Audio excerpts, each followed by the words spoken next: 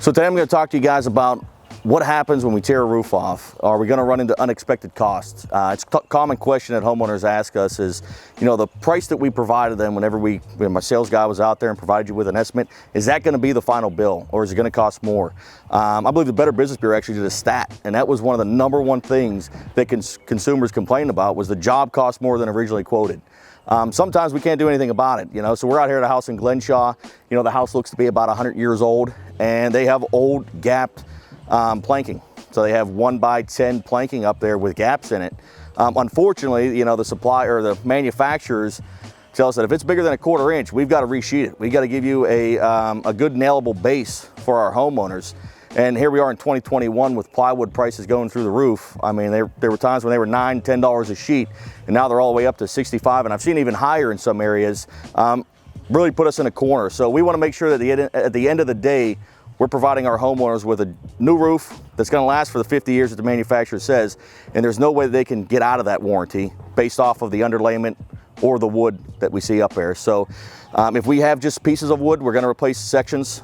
But a lot of times in these older houses, it's not sections, it's redecking the whole roof. Attic inspections can help us kind of foresee these. That's the reason why we always ask our homeowners or customers, we can get into the attic and take a peek at the underneath siding of it so we can have a better understanding of that estimate that we can provide you. So on this job we have spaced rafters, or spaced decking. They're not spaced out enough to where we have to do a complete redeck. We're going to replace sections of the wood. You know, 1x prices have gone up just like the plywood prices, and the homeowner's probably going to have about $300 to $400 worth of wood that has to be replaced on this house to make sure we can give them a nailable surface.